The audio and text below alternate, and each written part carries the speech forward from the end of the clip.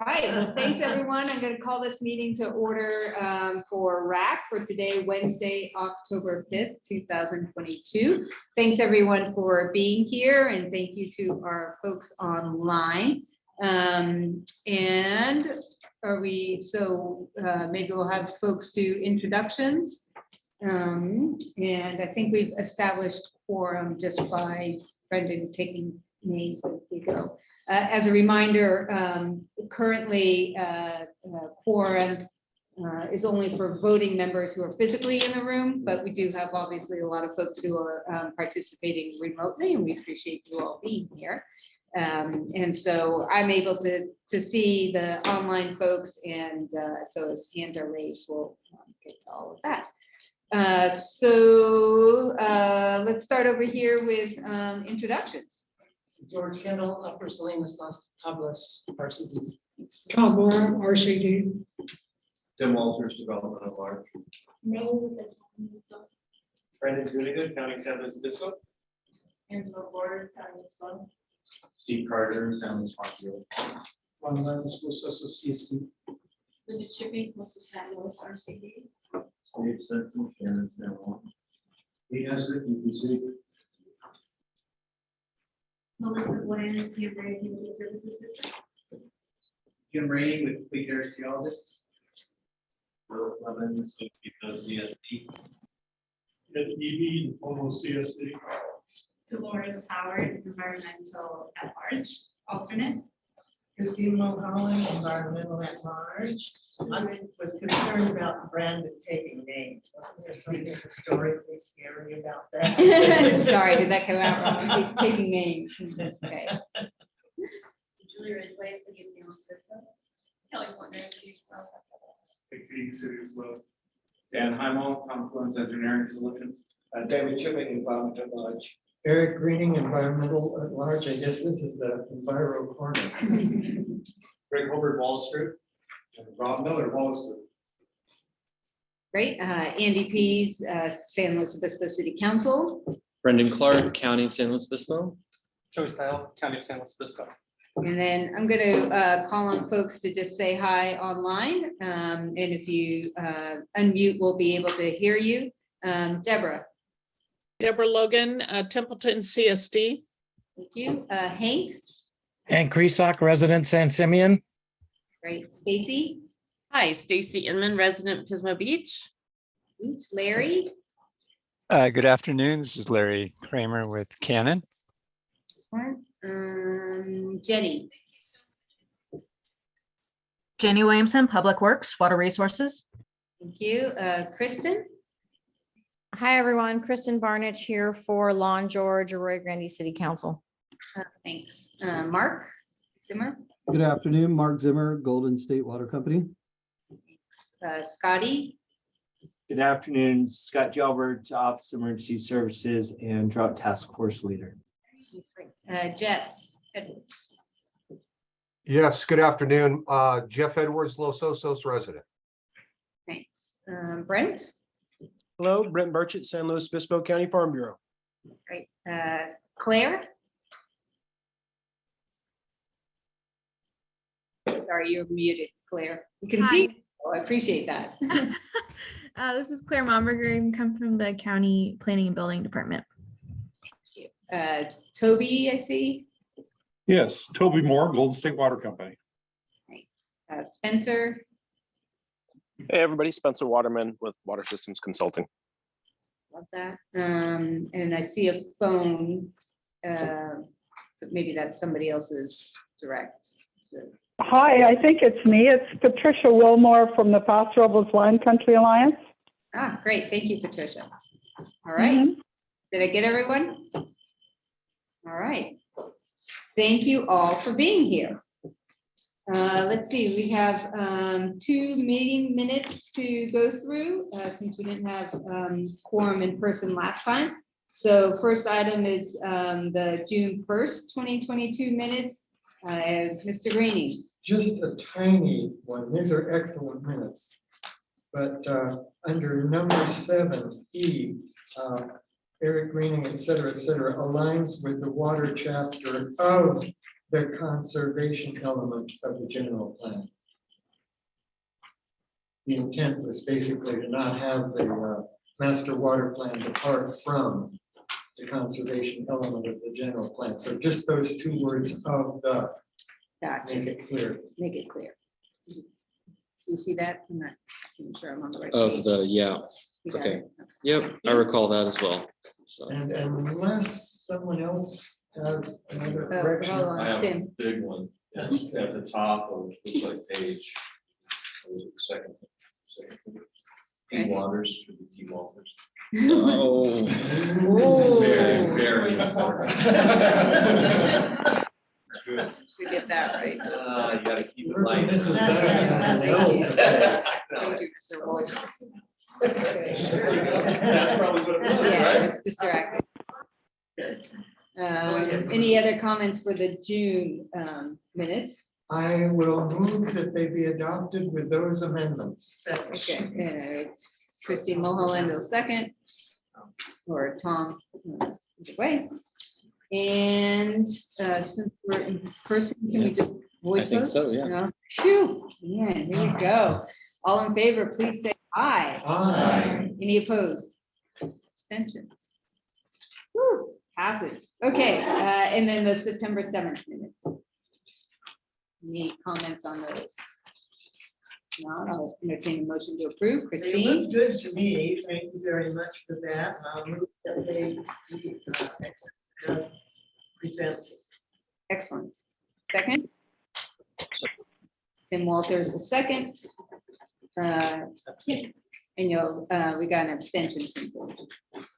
Okay, all in favor, please say aye.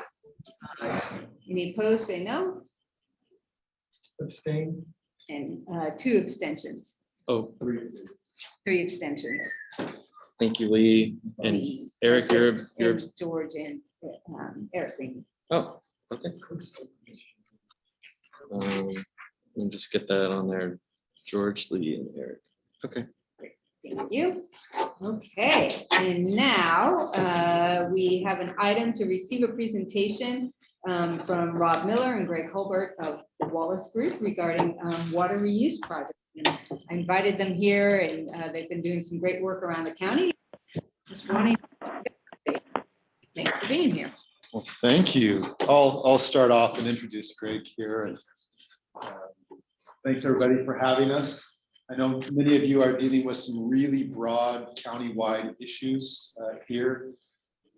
Recycled water systems that affect whole cities and basin-wide issues. So it's time to take a little break from that and go a little micro and talk about what's happening in a decentralized fashion, where we're taking advantage of recycled water opportunities in our local communities as part of industrial and commercial processes. So I'm going to introduce Greg Holbert, who's been doing the on the ground work for a lot of these projects, and we'll have a little Q&A if there's time afterwards, and Greg will walk you through a few slides, and then I'll come back up to wrap up. So Greg, here you go.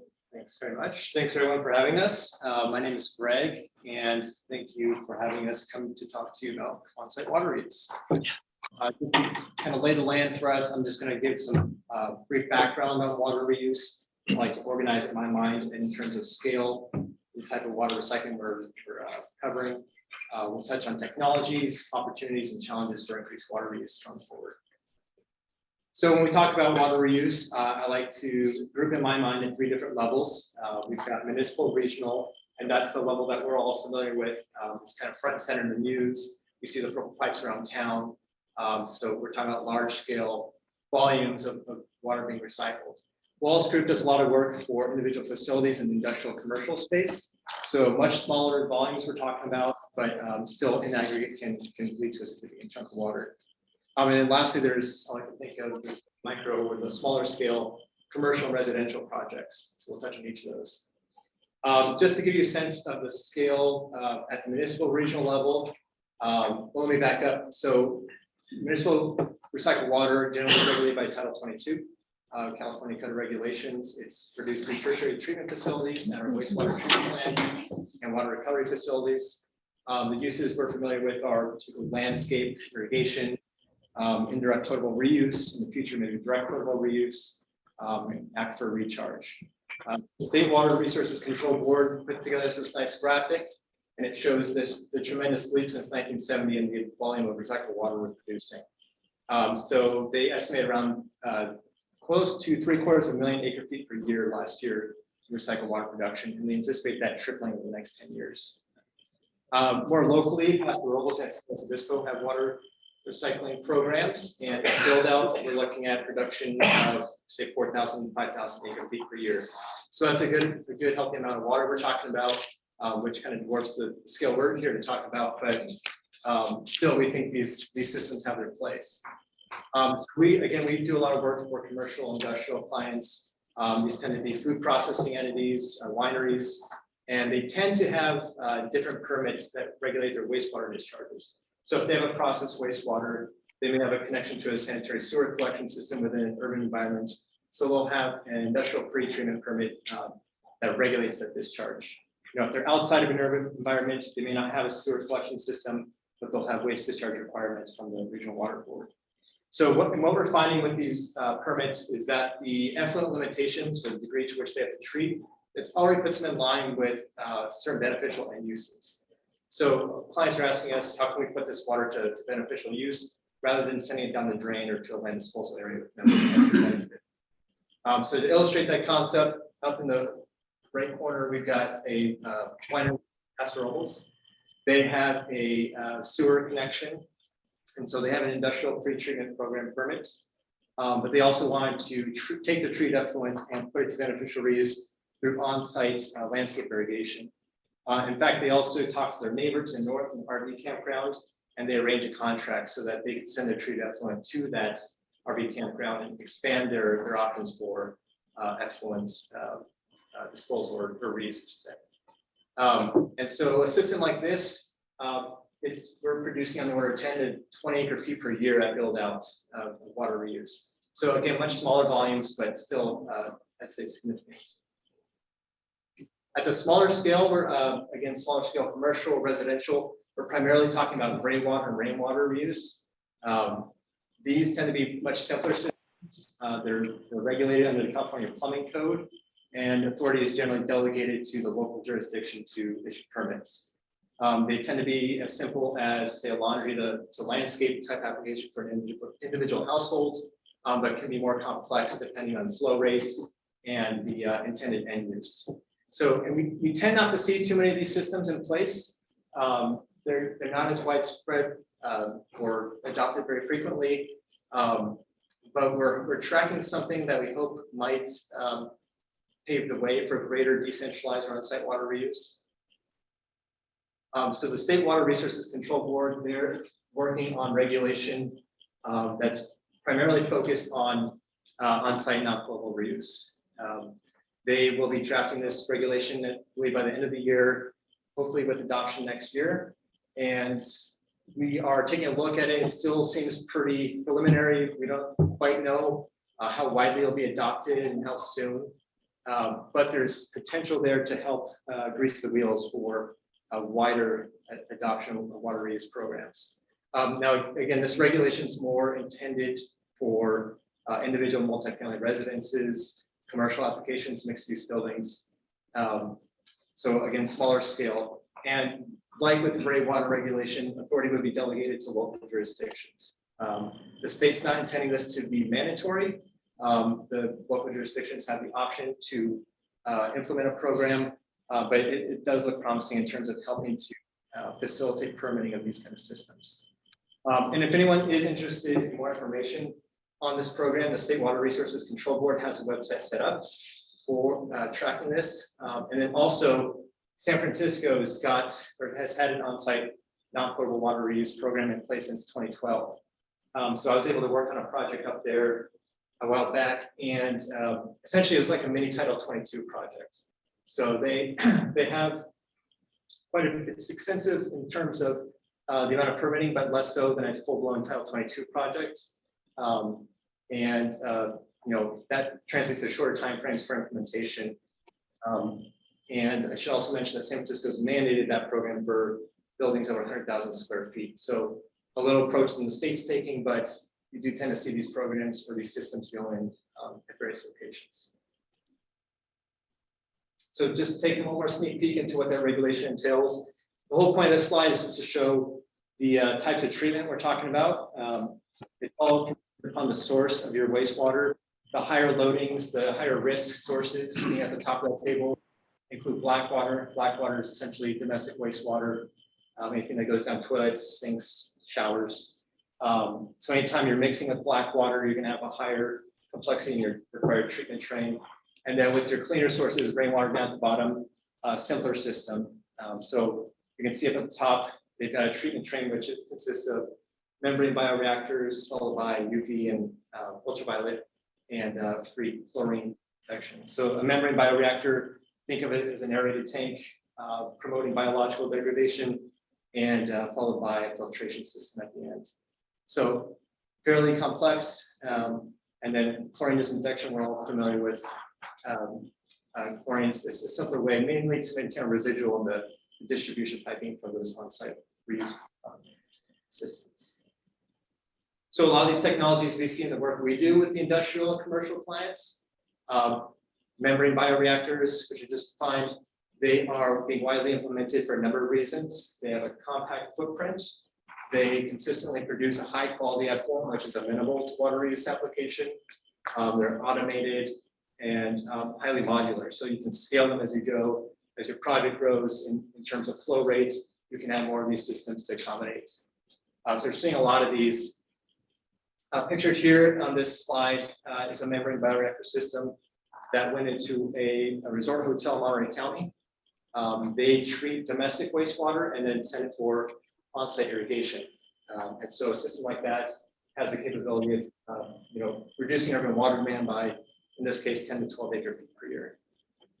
So there are any number of other biologically based treatment systems. I won't go into all those, but depending on what the source of your wastewater is, you could be looking to just primarily remove solids, in which case you're just looking at a filtration system of some sort, multimedia, which is, well, not pictured there, but that's a membrane filtration unit right there, or disinfection system, or any kind of system where you have potential contact with humans. So protective of human health in that regard. So looking forward, we're seeing a lot more potential for water reuse. There are a lot of opportunities that are going to encourage its implementation. We see it as a potential to better match your treated effluent quality with a beneficial end use. So again, if you've got a site that has a permit that requires you to treat your wastewater, rather than sending it down to a sewer or to a land disposal area, if you're able to use that once again beneficially, a lot of people are interested in that, and that obviously confers benefits in terms of lowering water demands. We've got fewer restrictions for these types of systems in terms of permitting, generally speaking. That translates to shorter timeframes for implementation. So whereas a large scale Title 22 recycled water project may take several years to implement, you can do a site like this within a matter of months to maybe a year, depending on your specifics of your project. And then sites with irrigation, industrial wash down, those are prime targets for water reuse. So if you do have a site which is required to treat wastewater, oftentimes there's some costs associated with that treatment. You've got to have a treatment system on site. You've got a monitoring and reporting program that has costs associated with that. So water reuse can help you offset the cost of those systems by lowering your utility bills. You're on the water side, oftentimes on the wastewater side too, if that's supported by the local agency.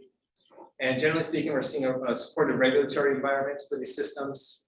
And I've mentioned this, an overall reduction of your urban water demand, which is becoming increasingly important, obviously, with the drought. So obviously there's opportunities, there's also challenges. For any engineering project, you're going to have your typical site constraints. But beyond that, for facilities that don't have or not familiar with water wastewater treatment operations, there's more complexity involved. And with that brings greater cost. So it's really incumbent upon each facility to do their cost benefit analysis to make sure a reuse program makes sense for them. I mentioned before on the previous slide, the ability to recover some of your costs associated with your wastewater treatment program through lower utility bills. That's definitely true on the water side. If you're demanding less, your bill should be less. It's not always the case with your sewer bills. So, to encourage the wider adoption of water reuse, we recommend, there needs to be more programs in place to establish a credit for these facilities so they can lower their sewer utility bills as well. Redundant permitting, that can come up with, say, the site and pastoral, as I mentioned, with both a city discharge permit and a water waste discharge requirements from the water board. So you may have one system, but depending on where that water is going, 2 separate permits. So opportunities to streamline that permitting process will again help promote the wider adoption of reuse systems. And this last bullet point here is a fairly significant on-site water reuse programs. They can be in tension with your municipalities or agencies' wider recycling water program goals. You've got reduced flows to your wastewater collection system. Obviously, if you're retaining that water on site, you're not sending it down the storm drain to the sanitary sewer drain. So we're already seeing reduced wastewater collection system flows in areas where they have implemented Title 22 recycle water programs. So that could play in here. And then also there's a reduced volume for available for your larger scale recycle water programs. So that's less water available for aquifer recharge, water reclamation. So it'll ultimately come down to a balance of priorities with any of these types of programs that you implement. So I tried to blast through that. I'm sure I may have missed a lot, but Rob, if there's anything else you want to add to that, or? No, I think that was great, Greg. I think the only thing I'd like to say is that for those of you representing municipalities, if you hear these things and say, God, we need all that water to go down the drain, like Greg was saying. It takes years to generate adequate markets to use that 4,000 acre feet that the city of SLO is producing, or 5,000. And this is an opportunity to do something fast. And it shouldn't be seen as being exclusive of what you're trying to do on a regional scale. We think it can be complementary. So I guess now's a good time for questions if you want to do that. Yeah, fabulous. Thank you so much. I'm just going to start with so questions in the room before I jump in. Yeah, just one. What do you do during wet season on some of these things? Is there a requisite long-term storage and tanks that you have to put in? Or do you, when it's raining, do you just pump it right into the Blackwater system? I'm thinking something like that hotel in Monterey you showed us. So what does it do during a really wet year? Does it just go into the Blackwater system as it went have done before? Or what? Yeah, maybe I'll address the Blackwater and you can address the hotel. When you're in an urban area, yes, you just send it down to the sewer because you don't have any uses during that time. That's the beauty of being in an urban area.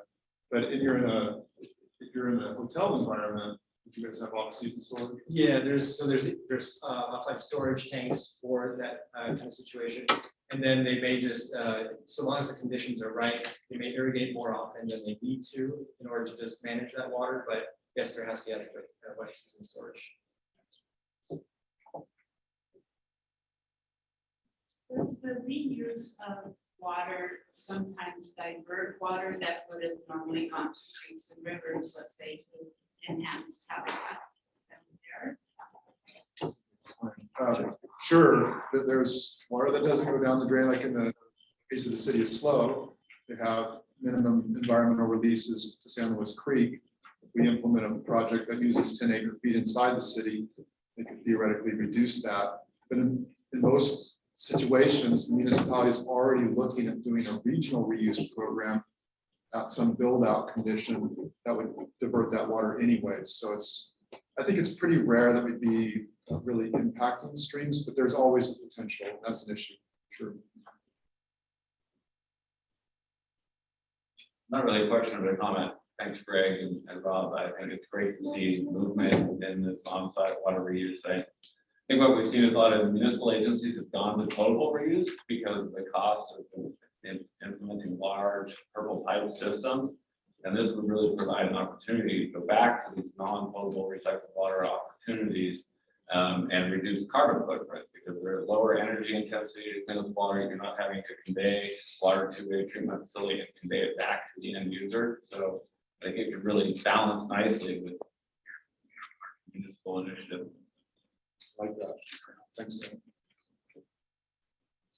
Yes. What about the energy impacts? And you were talking about offsetting smooth water costs with that. Yeah, I mean, sure, there's definitely a life cycle analysis that has to go into it. I guess my answer would be a lot of these systems, they are required to provide wastewater treatment anyway, of course, not the commercial industrial scale clients we work with. So they're expending that energy anyway. A membrane bioreactor system does require a fair amount of energy. So, that's a larger scale question of, life cycle analysis wise. If you're, say, an apartment building looking to do this, is your net benefits in terms of increased pumping costs, energy costs, worth it for the in exchange for the water that we usually use on sites? I think that's good. 10 years ago, when municipalities weren't requiring such aggressive pretreatment, we were saving the client money. That purple water went down the drain and began wreaking havoc with their treatment processes. But by the time you end up adding all that technology in to comply with just those initial standards, all that energy becomes a sunk cost. Now it's just pressurizing it for irrigation, maybe a little bit more filtration.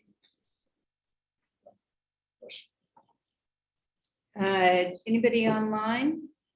Just raise your virtual or actual hand and I can see what you have going on. Greg, we've been fortunate to be able to work with you recently on a project outside of the county where it's a laundry landscape. So kind of the lowest tech of that water reuse. So it's about 40,000 square feet of building. They're doing a lot of laundry.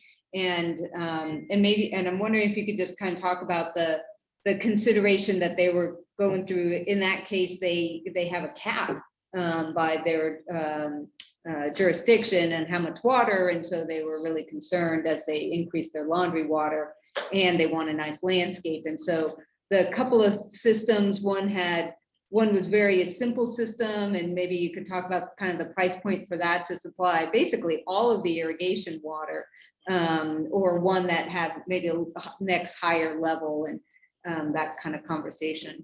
Yeah, so for that particular facility, we were looking at a couple different options. There was a simple system. It was simple in the regard that it collected laundry waste and then pumped it through a simple, essentially a pool filter, and directed it to landscape. It was precising for about 1,000 gallons per day. And the price point there for a system like that, we were looking at about 60,000 in equipment costs, and then plus installs that brings it close to around 100,000 mark. For a slightly more advanced system, which could, something that we see often employed for septic systems, but can handle low strength rainwater as well. It was marginally more expensive, equipment cost wise, $25,000 more. So that whole system was around $150,000, again, for a 1,000 gallon per day system. So these are, fairly significant costs that facilities will have to balance, but both equally. I guess the one system that was more advanced, so to speak, was probably more protective of the downstream irrigation system, which treat to a higher level and preventing kind of fouling of your drip emitters. So ultimately, we're leaning that direction. But that answers. Yeah, thank you, because I think it's just been a really interesting process to. As you showed the kind of those different levels of treatment for each of these different, we kind of lump together water reuse, but clearly there's a whole spectrum of, even differentiating rainwater versus stormwater and what level of treatment are needed for each of those. But I was really pleased because cost wise, it's maybe, if you're just trying to pencil like how much a gallon of water costs to purchase versus having this whole treatment system, okay, maybe it doesn't pencil out right away, but it makes the project viable. So I think that's kind of another consideration as we see ongoing droughts. Great, thanks. I would just make one more quick comment. We're seeing that cost of 1 acre foot of a dedicated supply ratchet up. I mean, it's gonna hit Right. $100,000, right? I mean, it's coming. So more and more, it's actually starting to make financial sense. Yeah, okay, yeah, good to know. Tim? So conversely, Rob, are you seeing that the technology is becoming like more aggressive on becoming more compact on how they, on these units that they're developing, more cost effective, things like that? Is that? Guess that, or didn't you even know? Yeah. Not cheaper. You called me back, Really? yeah. Yeah. So you can invent one if you're out there listening. There's also seems to be a floor, a lot of these advanced treatment systems kind of bottom out around the 5,000 gallon per day range. And so they're just made now as made drivers for those lower flow type systems. So maybe with increased demand for those, we might see some innovations and price stabilization, maybe not lower, but Yeah. no, it's good. Did you say if there's any special O&M requirements, like licensing or? So special. Didn't hear the question. Is there any special operations and maintenance requirements in terms of licensing? You generally do not need a licensed operator. We found that if you do not have one, they do not work. So you really do need a licensed operator who has the expertise. So it's a cash flow, but it's a sunk cash flow, but they already have to do it anyways. So. Anybody else? All right, well, thanks again for Sure. coming in, just really appreciate it.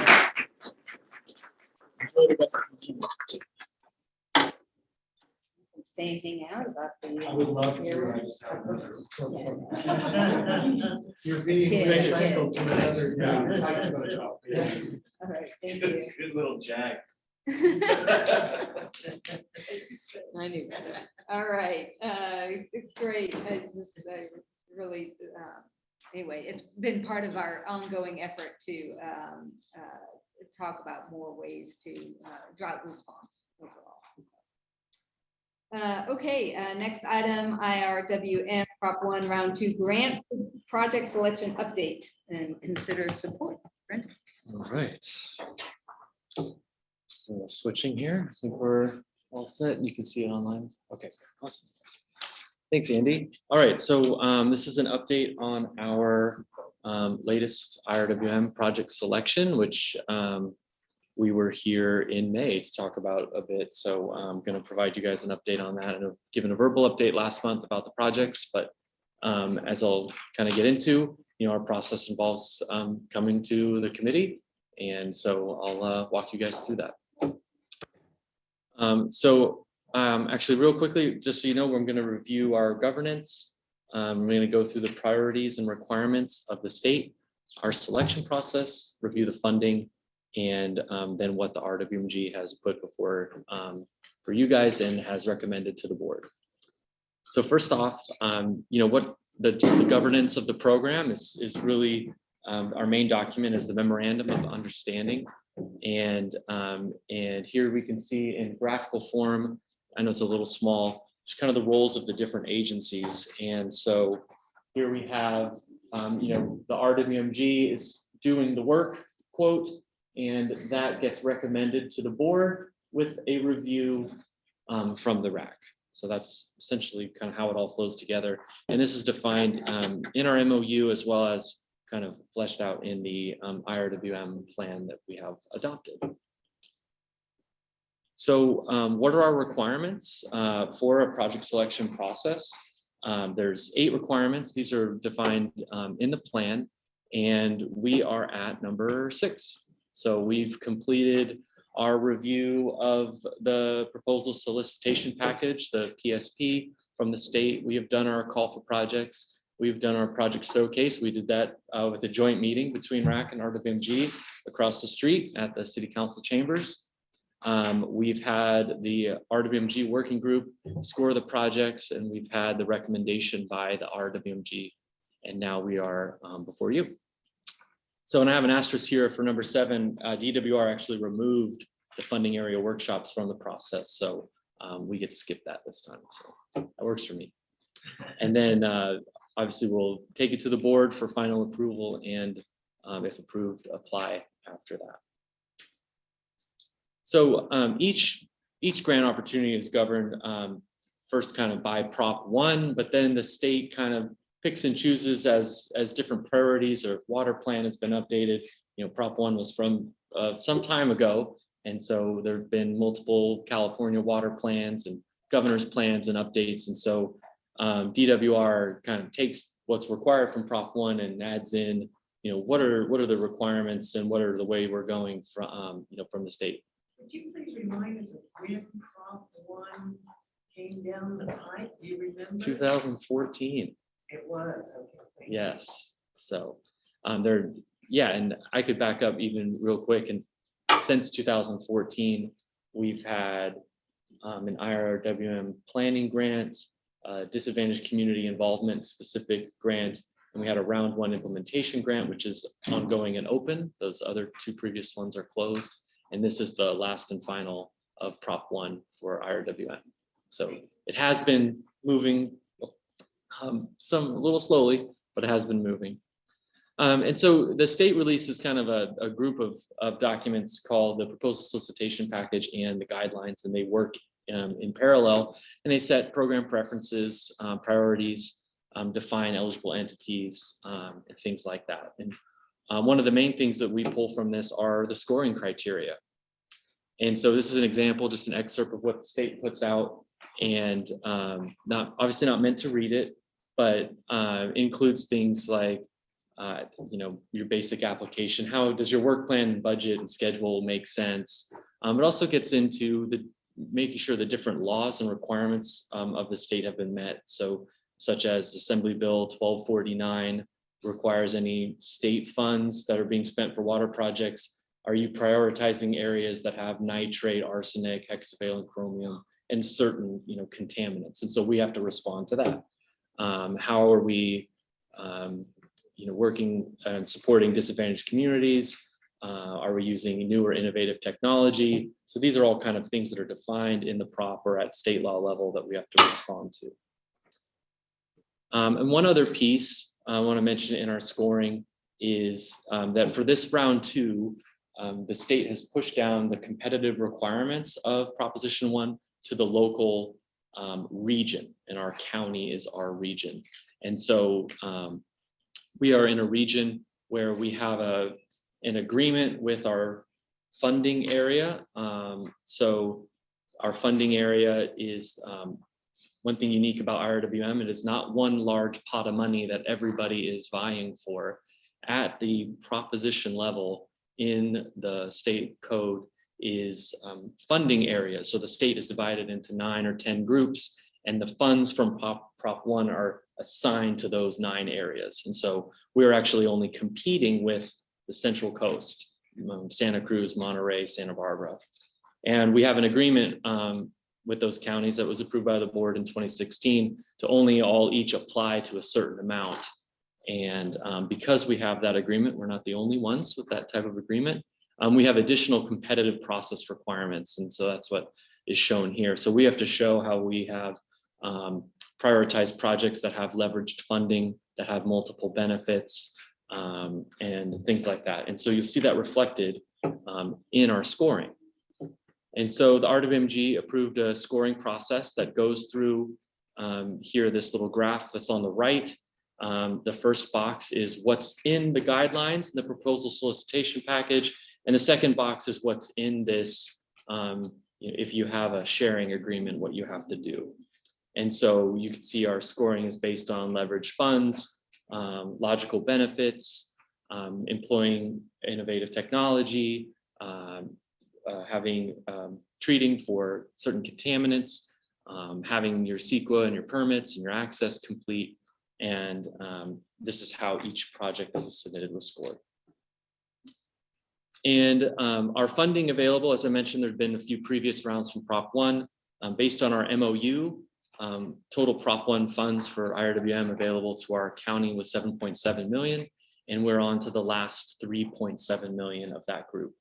And so the total available for us to apply for is 3.7 million. So as I described the process, it starts with an RWMG working group, and that working group was selected at our joint WRAC and RWMG meeting. It was a public meeting. It was streamed on Zoom, and that meeting ended with the following scores for the submitted projects. So just as a refresher, our submitted projects are here up on the screen and their associated scores. And the working group presented a recommendation to the whole RWMG, which the RWMG recommended to be applied and is going to the Board of Supervisors, of including the City of Morro Bay, their project, City of Pismo Beach's project, Oceano CSD, our flood control district, and San Miguel, and then grant admin for us. That's the recommended group of projects. And just some staff comments that this process was in line with the requirements of the attachment that requires competitive process at the regional level. The RWMG met on September 7th to recommend this suite of projects. The RAC's role is to review the recommendation that's going to the board. And one note that if you do take a vote regarding supporting or not supporting the application, any agency that is set to benefit from this application, I do ask that you abstain from the vote. And my recommendation for the committee today is to consider recommending these selected projects and funding to the Board of Supervisors for the upcoming grant application. Yes, sir. One question. When you've got total project costs and the grant funding recommendation, they're very different. Are you giving up a grant when the rest of the money is shovel ready in the entity? So whatever this project is to be carried out? There is a certain time frame that the funds have to be spent. So like it can't be like held for years and years and years, but there is a certain time frame. It's 3-4 years from now that they do need to be spent. And sometimes that changes, but that's the starting point. Yes, Eric. Thank you. Yeah. Project for the Master Water Report and Information System. This tool that's being developed, will it include keeping track of environmental needs, such things as fish stream flow requirements, water temperature requirements, etc.? That's a great question for next month's meeting when we do a big workshop on the Master Water Report. So I'd say, I'm not going to say no. That the exact scope and the exact tools that we're going to be building into that system have not yet been finalized. We know a few that we want to do. We'll have a chance to talk about it. You think next month? Next month, that's the plan, yes. Okay, I've sort of put in a placeholder of what I want to hear. Thank you. Okay.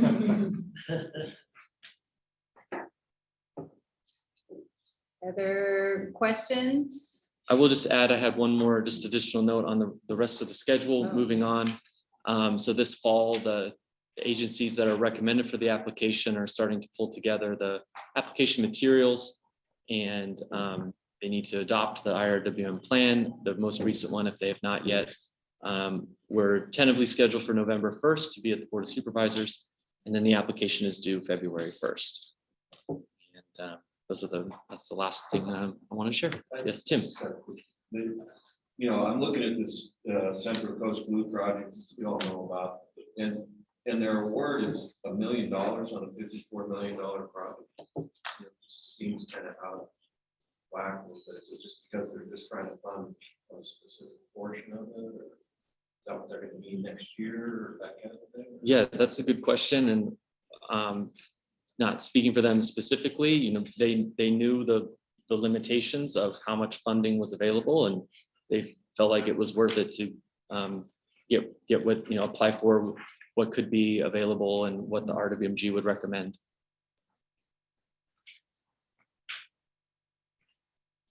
All right, any other questions online? Okay, is there interest in making a recommendation to the Board of Supervisors to approve the list as proposed. Christine. Yes, I would recommend that the selected projects as presented to us are recommended to the board. Great, thank you. So we have a motion. Is there a second? David Tipping, a second. Any further discussion?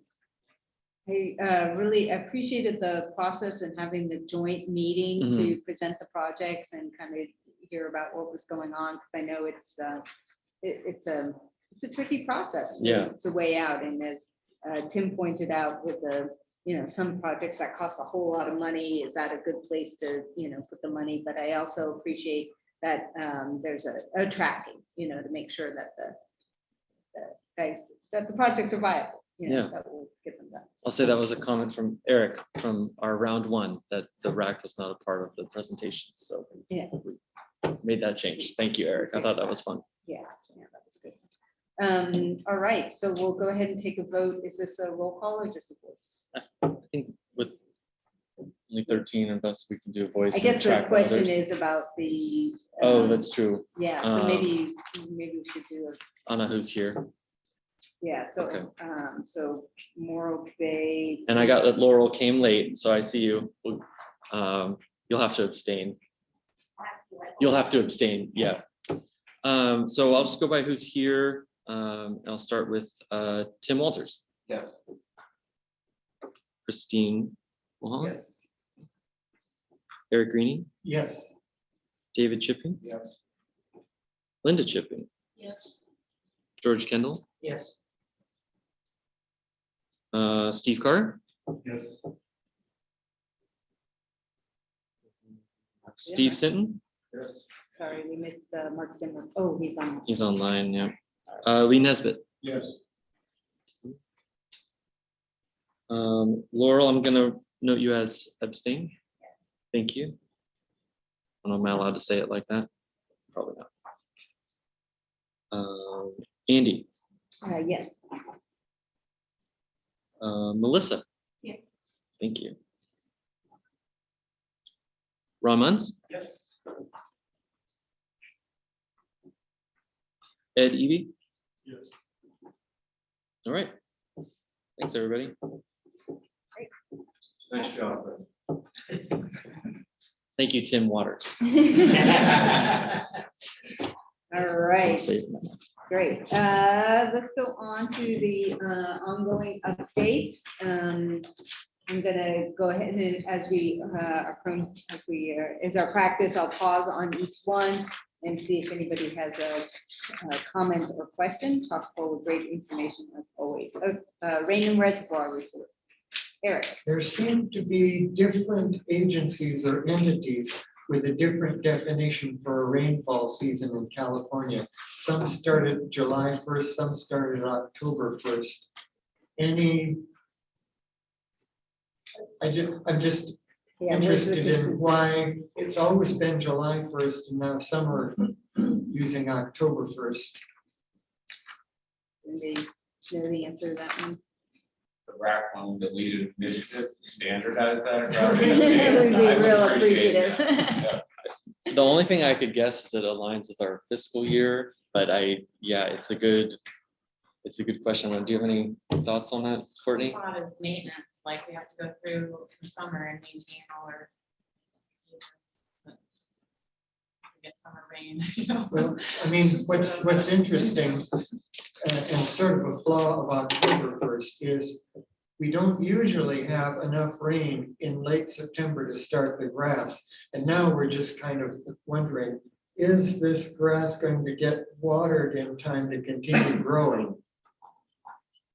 If so, then we're in that season and we're in September. George wants to weigh in. Yes, sir. John Lindsay, the meteorologist, wrote something some time ago about the rainfall here being it's ending or starting in October thereabouts. I think it has more to do with actual winter rain. But I can't speak to this specific. Well, I can only say that I believe the October date is related to stormwater discharges and maintenance programs required by the state, that come into play with regard rain, and it starts October 1st, and you have to start ramping up your maintenance schedules, your monitoring, all that kind of stuff. So I suspect it's kind of linked to that, but that's. Right. Streams are at their lowest then. All They right, are. final comment is we're not going to be able to move this one. I would like to share that I have daily rain records in my backyard with a big rain gauge going back to 1987. And I thought, well, I got 1 inch and 51 hundredths in that storm in September, so I'm gonna go back and look. And I pulled out all my papers and I found only 2 years when I had more rain in September than this year. It was 89 and 94, which of course went into 95, which is our big heavy year. The vast majority of Septembers were dry. And there were a couple of Septembers with a 10th maybe, or in that range, 10 to 2 tenths. So this was an unusual event in my 35 years keeping these records. Thank you. All right, let's keep going. Oh, we have a online hand up. Thank you, sorry. No, no worries. Thanks, Joyce. Hank. Thank you. I had a question about the rainfall too. When I've been trying to track that and I keep records in San Simeon to the best of my ability. And I've got this one of those semi-official rain gauges. So we're showing about 0.96 inches, but over the last month, it appears that many of the county recording sites for rain were in repair or for maintenance or something, a whole number of them, like for Rocky Butte, which is a key source of water supply for our community. And I'm wondering if there's any report from anybody on county staff about what's going on with the repair and maintenance of all these numerous rain gauges, because now have we lost that recording of rain for this rain season? I'm assuming it starts in July and not that other date, but so if there's anyone who could comment on that, that would be appreciated from the county. Yeah, we're in the process of replacing all of our rain gauges. It just happened to rain in September this time. It's like, what happened? That's a good thing. I'd rather have the rain than worry about. But yeah, we have data loggers too. It's just for, we're going to use the data loggers we have out there and volunteer rain gauges to try to backfill some of that data once we get done with all the construction. So you will backfill the data then? Yes, that's the plan. Excellent. Thank you. Thank you. Scotty.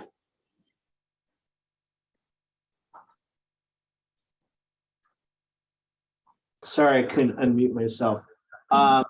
So there is some reasoning behind going back a second about the rainy season and why it starts in July and October. So there's two things. There's a rainy season and then there's a water year. So the water year starts on October 1st. The rainy season typically started July 1st. And the reason for that was that it was dry and it was able to start a clean slate. That was why they initiated it for the rainy season to start on July 1st. But in 2015, it sounds like that they made some changes to make the rainy season October 1st. So it now goes from October 1st to September 30th, if I understand that right. All right. Oh, yes. Getting the record straight here. Thank you. Okay, great. Thank you. All right. Anything else on rain and reservoir reports? California Drought Monitor Summary.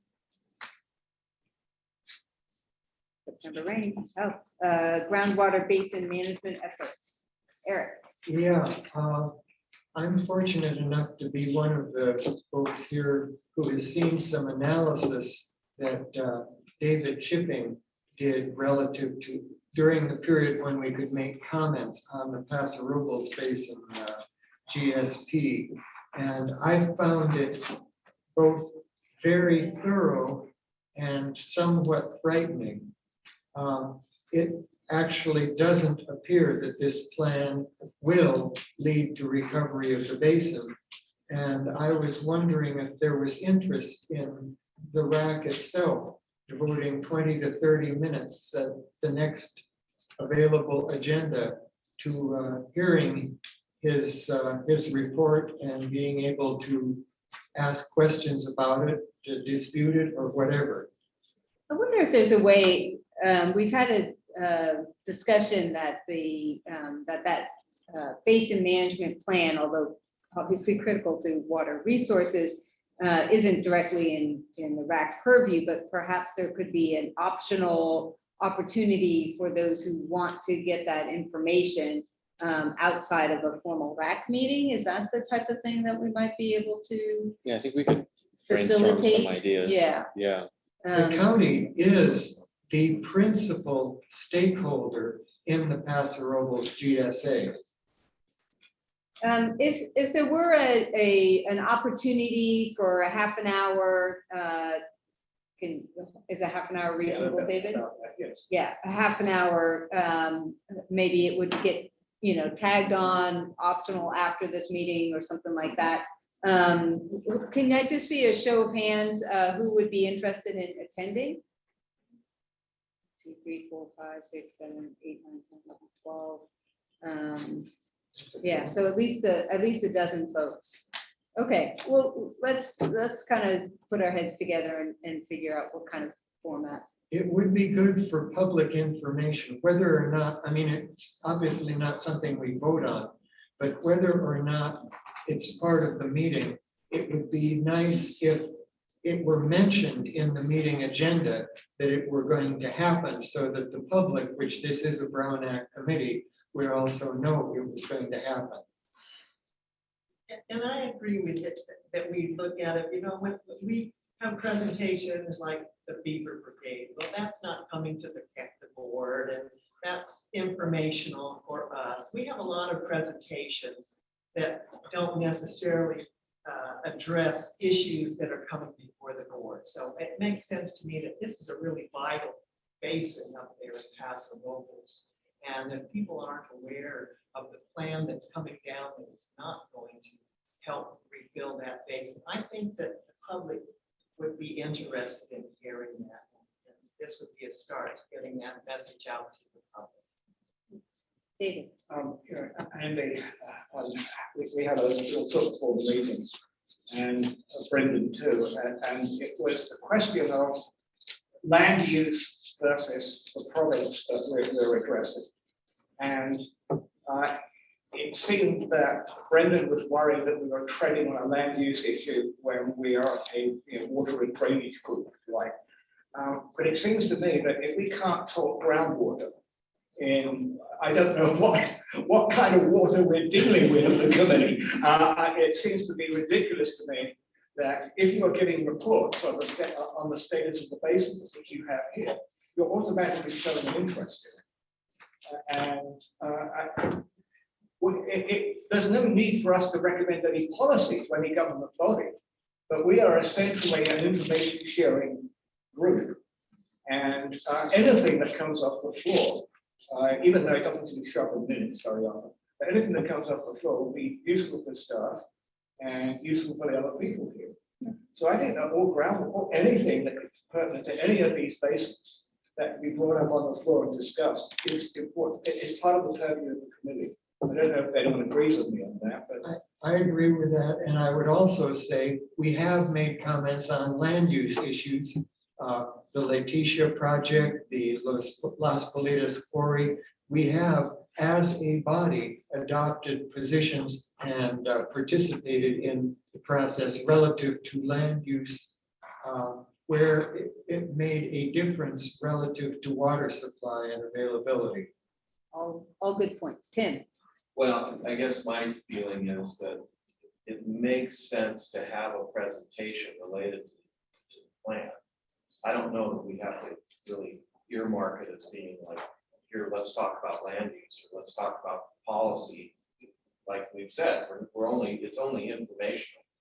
We're the kind of the eyes and ears of talking with people in the public about the different things that we hear.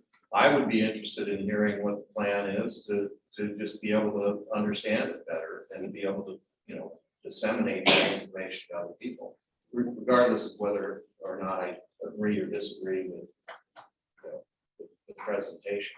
You know what I mean? Yeah. So I would agree with you. I would agree with the group that it'd be good to have a presentation on it. It seems to me like it wouldn't, I don't know why it would be stepping outside of our purview to have a regular presentation. We just have one on recycled water. Yep. You response, Brendan, you want to just see what we can figure out? I guess I'd say I don't disagree, Yeah. I would say my primary pause last month was about a recommendation and an action regarding land use. So Yeah, no action.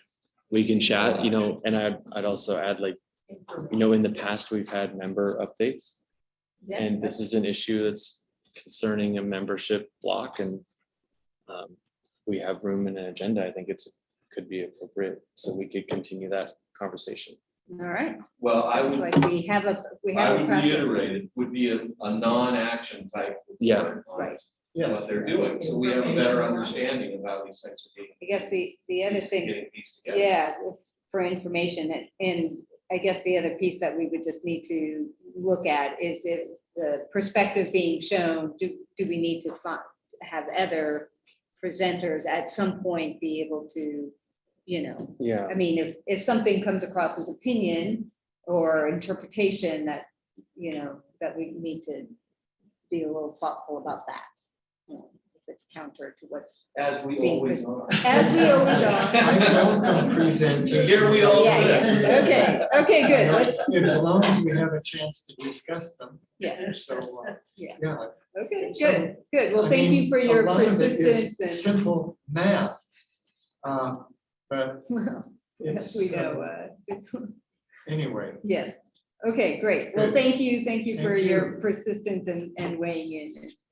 We will reframe it and see what we can bring back. Okay. Anything else on the basin item? Nick? Yes, October 26th, the city will be hosting a public presentation to present the results of our recent Prop 1 funded groundwater study. It's at the Ludwood Center, 6 p.m. on October 26th. We'll be releasing some public notices about that. is that relative to the San Luis Basin, planning for that? It's more relative to the city's planning for groundwater production and groundwater use. Okay, thank you. And I have a question on the San Luis Basin. There was discussion at one point about using cities' reclaimed waters to fill the shortages in the basin. Is that still part of the discussion? So that is still a potential consideration that is in the groundwater sustainability plan that's been submitted. And internally, the city has been doing this analysis of our water reuse. And so that will influence the viability of a project. If, do we even have excess recycled water? And then that item comes to council in November, I think our second meeting in November, to present to the council what we found so far about the recycled water, what are the legal implications, what are the kind of our long-term plans, et cetera. So it's kind of all coming together over the next few months to see if there is option to be able to support the boundary, the restoration of the Edna Basin with recycled water from the city as one of those sources, short-term or otherwise. So those are what's all coming together. Okay, any other, I think we covered the basin Yeah, master water report. I guess I'll just add that we're targeting a workshop here in the public to present what we've been working on. I think that's slated for November. And yeah, we're in we're calling the data and information audit phase and trying to understand, make sure we've got a grapple on what are all the inputs, what's all the water related data that's out there, and what are all the data reporting, water analysis and reporting that's out there and could be out there that we want to see. And we're trying to get these big lists together, and then how do those connect? And that's our data and information system. And so we're having a kind of a big internal meeting tomorrow with the different county departments to present what we've got so far. And then we look forward to coming to the group and to get your thoughts as well later this fall. And so the November WRAC meeting, is the meeting itself kind of public workshop? Is that, or is it a different? Yeah, I'm using that points. interchangeably. We're going to Okay. come and workshop, present and get feedback is probably, Okay. Okay. try to So get a that's little bit more than a during the meeting, presentation. During during that's our, the intention. our, Yeah. November meeting. If you So agree. Be sure to be here in person. Yeah. Yes. Great. Yes. Okay, thank you. State water project. Just a question. Yeah. Is there anything we should know in advance about the proposed emergency water transfer? I assume the staff report will be out by about the 12th or the 13th. Is there anything we should be alerted to about it? That's a good question. I'd look over at Courtney, but I don't think so. I think it's the agreement between CCWA and the district, and then we need to determine internally how that 1,000 acre feet beyond the 4830 would be made available, and what terms it would be made available for emergencies in our county. So I think this is just the first step to make it possible to do the exchange with CCWA, and then there'll be more to come. And there's obviously a legal definition of an emergency water transfer that's different from a normal water transfer. And it would be good if the staff report clarified those differences. Thank you. Okay, the DSAL, which stands for DSAL and Desalination Executable Solutions and Logistics Plan. Any questions or other updates on the DSAL? I'd forgotten that we did talk about, have the overview back in May. So going to the board in next 2 weeks. Various county water programs, policies, and ordinances. And then oh, sorry, Hank. Just a quick comment on the desal. Sure. Since San Simeon does have a desalination facility, and since apparently we're starting development, even though the moratorium's on, we just issued a will serve letter, the district did, for 145 oceanfront hotel rooms, I guess luxury ones, and a restaurant, even though we still have a moratorium on. But so we're starting to plow ahead, using up which water we have. So we're going to be running the desal plant a lot.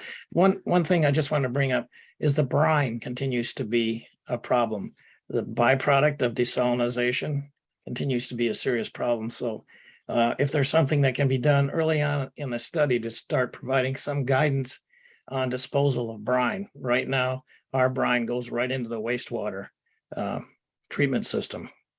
And that may work for a while and at lower usage, and I think that's a temporary arrangement or permit. So just a thought there as early input is to put some focus on that, as some of us have already got brine or desalination facilities running. I don't know which other entities in the counties has that running. So even though ours is small. Thank you. Thank you. Yeah. Assuming we get the green light on October 18th to start planning, that's definitely a big part of the work effort is gathering, learning from others and what they've done, understanding what the technology is out there. And then part of the governor's plan is to develop better guidance on what is a good quote unquote desal facility look like, including energy, brine, technology, siting, environmental concerns, everything. So hopefully we can track the development of that guidance document. It's supposed to come out in June of next year.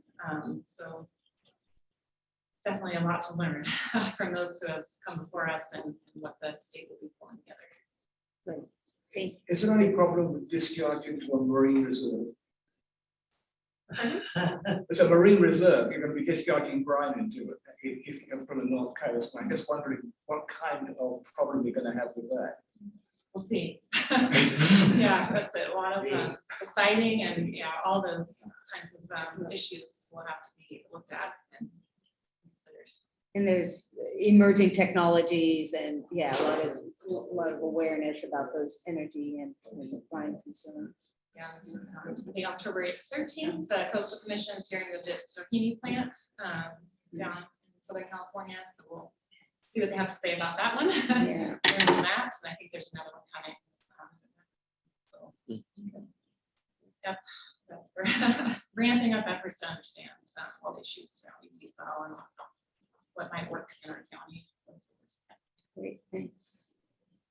And then open reporting on water conservation opportunities and information. I'm gonna put Nick a little bit on the spot here because I was just was reminded of a program at WRAC that WRAC heard an update on a few years ago from Santa Barbara program that the water efficient landscape.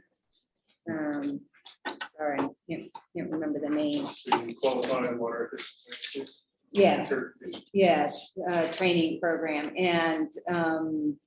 And so I was talking with a friend of mine who is a landscape contractor and has a business and is really interested in getting that kind of training. And then he was also observing that the state of California has increased the restrictions for pest management. And so that native landscape and water kind of is all coming together.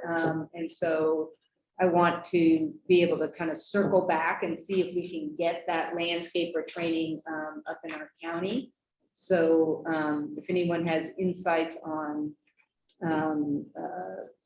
who can take point and just kind of coordinating it, it might be like run through Cuesta College or something like that. So I don't know if the county has a way, if there's somebody who's in the conservation side, or if it's more of the group. The partners for We conservation. talked about that, and CalWeb, California Water Efficiency Partnership, offers assistance to members for hosting that type of training.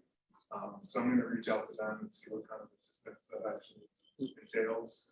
But yeah, there's interest from some of the partnership members to assist with that also. Does anybody know offhand if their entity would like to, would be interested in having that kind of program go forward? Yeah. Okay. Good. So hopefully we'll have some information updates for next time. Anything else on open reporting?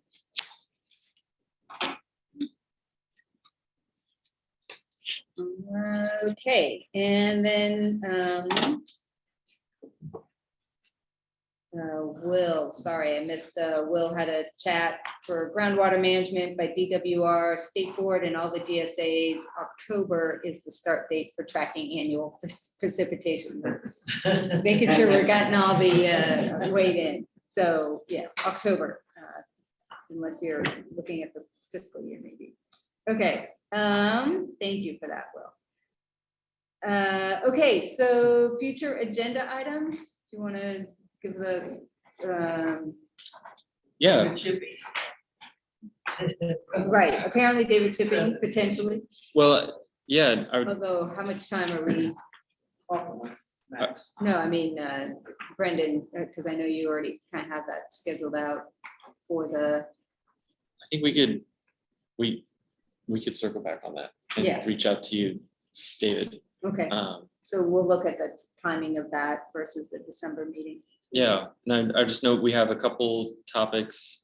They're listed here in the hopper. Our master water report workshop. So for November, and then the county public works is updating the LID handbook, and so we have them tentatively scheduled. Ann Gillespie, if you know Ann, to come and present what she's been working on. That's And then low impact development Thank you. for stormwater. Yeah, Absorption.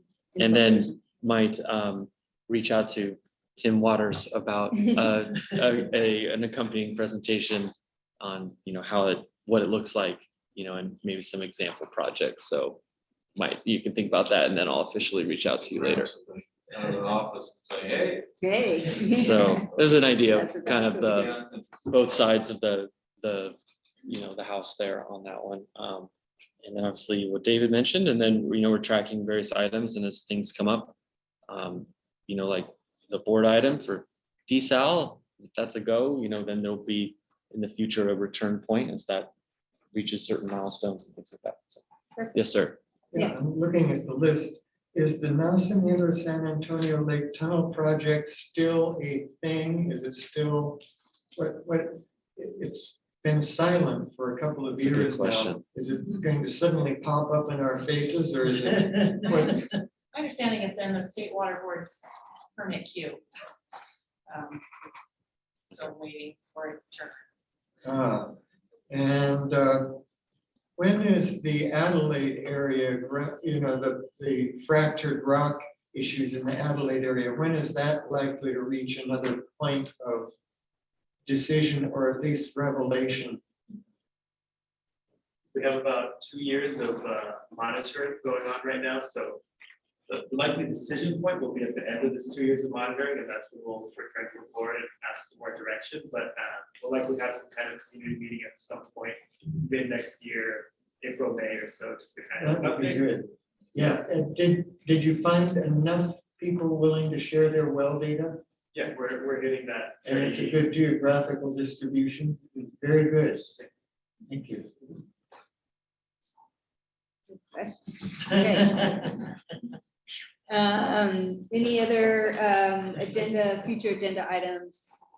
Questions there? Okay, public comment for items not on the agenda. Is there anything I got anybody one. wants to say? Brendan? Wanted to we mentioned in our budget presentation in May, mentioned one of the projects I keep tabs on is the FEMA mapping updates, the flood zone mapping going on around the county. I mentioned that FEMA was working on updating the maps. The maps are now public and available for review. The official appeal period is open.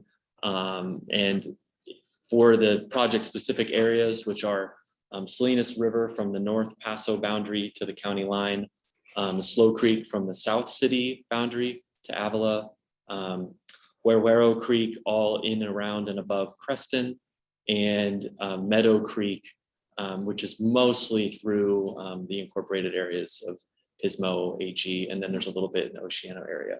And so what we're doing is we're going to the advisory councils of these communities and kind of presenting what's going on with the project and what FEMA is doing, what they're proposing, and what it means for development. So just wanted to announce that we'll be at the Oceano Advisory Council on the 19th, the Creston Advisory Council on the 20th of this month, and then October 26th will be in San Miguel, kind of sharing specifics about what the changes are in those communities and what it means.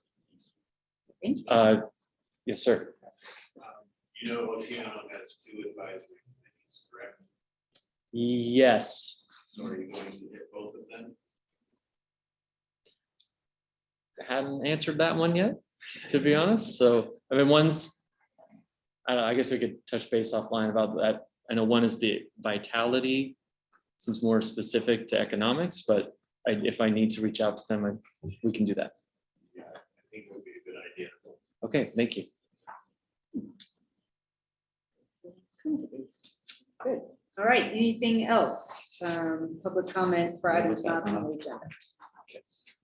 There's one thing, I'm trying to find the name of it now, but the state issued a thing on the probabilities of a 1860s giant rain event. And it far exceeds the flood levels as defined by Corps of Engineers 100-year storms. And I think that's mandatory reading for everybody. And I was trying to find the name of the damn thing here. Let's see, the ARK storm, capital ARK storm. If you put that into Google, you'll find the report. But this is talking about, for example, the Central Valley filling one end to the other with water and things like that. That's what we're so it's worth looking at. That's my favorite planning. Noah, so ARC as in Noah's. Okay, Okay, yes. great. Okay, and on that note, we're going to adjourn this meeting, and the next regular WRAC meeting is November 2nd, 2022 at 1:30 p.m. here in the City County Library Community Room. Thanks, everyone. Thank you. Break. Recording is ending.